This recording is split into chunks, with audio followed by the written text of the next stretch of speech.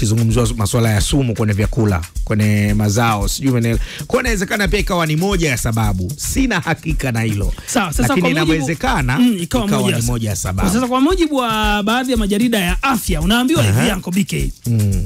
Haya matatizo ya moyo kwa watoto yanasababishwa na sababu ya kwanza inaweza kawa vinasaba, kwa maana ya genetic, labda mtoto akarithi kutoka kwa mama au kwa baba. Lakini sababu ya pili ni magonjwa wakati wa ujauzito, ambayo haya mzazi anaweza kuyazuia. Tunaelewana? Yani mama mjamzito au wewe baba mke wako ni mjamzito, unaweza kumlinda mtoto wako dhidi ya magonjwa ya moyo pindi anapokuwa tumboni kwa kuzingatia hiyo lishe, afya ya mtoto. Si ndio? Na kuna ile tukienda wale wanaume tukienda kusindikiza wake zetu pale kliniki, tunaambiwa kabisa hakikisha basi mke wako hana msongo wa mawazo. Sasa tunaenda. Shida sasa ndo hatuendi sasa. Unaona tatizo lipo hapo. Wanaume nataka tuje tusaidiane. Kwa nini hatuendi kliniki? Na wakati ukienda kliniki kuna elimu unaipata dhidi ya namna ya kumlea mtoto wako. Kumbe wewe nenda tu bwana. Sasa mwanaume hataki wewe nenda bwana. Unaniwakilisha, hamna shida. Tena mke wako akikwambia sasa inabidi twende wote. Unajua anajibu je? Mambo ya kike hayo bwana. Nipo kazini au kawaambie nimesafiri. Hilo ndo limekuwa jibu. Hapo mambo anafiki, sema mambo ya mimba hayo. Mimi niende jamani. Inabidi tubadilike, tutoke huko. Kwani Uncle BK huaga kuna nini? Kwa nini wanaume hatupendi kwenda kliniki? Sio wanaume. Kwa nini yani? Hujiamini kwa sababu gani? Au kwa sababu unakuta kule kliniki unaogopa utakutana na mwenye nabii mdogo? Au tatizo ni nini? Mambo ni mengi. Kuna sababu nyingine hapa ambapo pia inaweza kuzuilika. Unaambiwa kwa hiyo lishe imetajwa Lishe imetajwa. Tumegonga mule. Lakini pia kuna matumizi ya dawa au kemikali hatarishi wakati wa ujauzito. Yani ile kula dawa kiolela ile. Sasa hapa kwenye dawa kiolela kuna matumizi ya pombe, kuna wajawazito wanakunywa pombe. Uncle BK. Ndio. Kuna wajawazito wanatumia madawa ya kulevya. Kuna wajawazito wanavuta sigara. Si unanielewa mjomba? Sasa hivi ukivitumia kwa wakati mmoja vinaenda nilitaka kusahau, kuna wajawazito wanatumia ugoro. Kuna wajawazito ambao wanakula udongo. Sasa udongo sijui imekaaje, lakini udongo sijui imekaaje. Sasa unauweka gani na huo udongo ambao unaula? Sasa hiyo ndo tatizo jingine. Unajua yani issue sio ujui imekaaje. Yani huo udongo ambao unakula umepimwa na nani? Kwamba ni salama. Yani nani ameupima kwamba huu udongo ni salama? Na wanaula kule kwa unaweza kukuta mtu amechukua buku. Amenunua kifurushi kile, ana kifurushi kimefungwa kwenye kifuko kile cha nylon. Unajiuliza kwamba wote anakula binadamu. Wote anakula binadamu, unaingia tumboni. Ni kama ni madhara. Kwa nafikiri kuna kuchukua tahadhari, lakini utakuta wajawazito wengine, mtu anapokuwa mjauzito, yeye kazi yake ni kula mabarafu tu.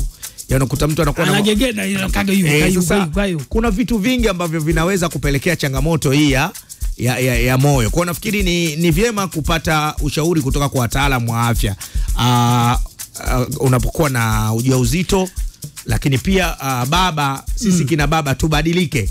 Tutoke kwenye ile mitazamo kwamba mama anapokuwa mjamzito ni jukumu lake yeye kwenda kliniki kwa sababu yeye ndo alibeba ujauzito. Lakini kumbuka mlishirikiana kutengeneza ujauzito. Kutengeneza huo ujauzito. Kwa hiyo na baba una wajibu kuhudumia, unakimbia. Na baba una wajibu wa kwenda hospitali kwenda kupata ushauri wa daktari kwa namna gani mnapaswa kulea mimba ya mwenza wako vyema, mtoto wenu, ili mtoto asije kuathirika na changamoto mbalimbali ikiwemo matatizo ya moyo. Kina baba tusikimbie majukumu.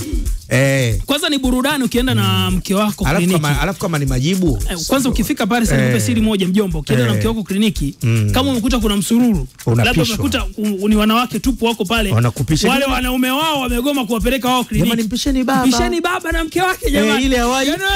Yani unapewa heshima ile ya baba. Hawaii kwenye akatafute.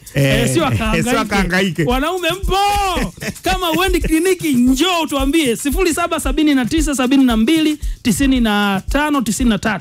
Kwa nini wanaume hawaendi kliniki? Na kina mama mtuambie hivyo, anapoambia kawaambie nimesafiri, anakupa sababu nyingine ya msingi. Sasa kibaya zaidi unapokwenda kliniki, mama anaambiwa bwana wewe inabidi uje na mwenza wako. Kwa hiyo mtu anaona ili isiwe tabu, anaweza kumchukua bodaboda akamkodisha. Yule twende. Bwana twende. Ndo mwenza wangu jamani. Sasa kibaya zaidi siku mama anajifungua unakuja kuona kadi la kliniki na jina Omari Koge. Unaanza imekuaje? Basi tukwambia twende kliniki ukasema una kazi.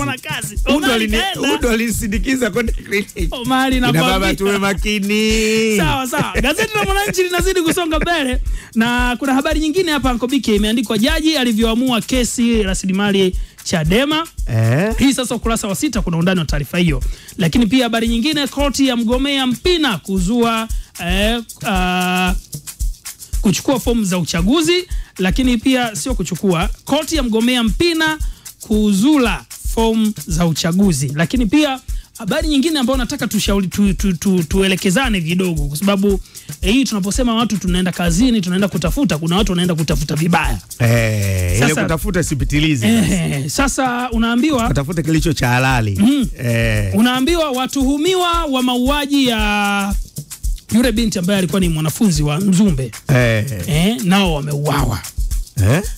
Na wananchi ni hasira kali au? Wameuawa na jeshi la polisi. Okay. Ukurasa wa 2 kuna undani wa taarifa hiyo. Sasa kwa mujibu wa jeshi la polisi unaambiwa walipojaribu haikuwa nia ya jeshi la polisi kuwaua. Okay. Ila wao jeshi la polisi walipojaribu unajua ile jisalimishe simama, si ndio? Sasa mtuhumiwa anachomoa kisu, anataka ajihami na vitu kama hivyo. Sasa unaambiwa watumia watatu wa tukio hilo la utekaji na mauaji ya mwanafunzi wa chuo kikuu cha Mzumbe ndaki ya Mbeya. Tuelewane, ndaki ya Mbeya jamani, ndaki ni Kiswahili. Ndaki ni Kiswahili. Mjomba naye ndani. Ndaki ni Kiswahili.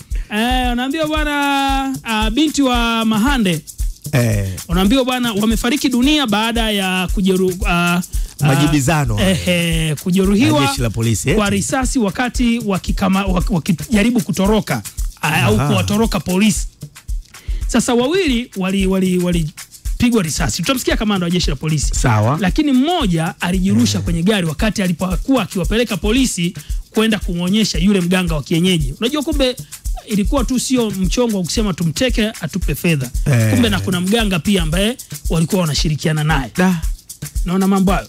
Sasa kamanda wa polisi mkoa wa Mbeya, kamishna msaidizi mwandamizi wa jeshi la polisi Benjamin Kuzaga alitoa taarifa hiyo na kusema pia watuhumiwa walikuwa na vitambulisho feki vinavyotambulisha wao kama ni jeshi la kujenga taifa na baadhi ya vituo na baadhi ya vitengo vya kiusalama. Sasa tumsikilize kamanda hapa akitueleza kwa undani wa taarifa hiyo. Askari alipojaribu kumkamata mtuhumiwa alichomoa kisu ghafla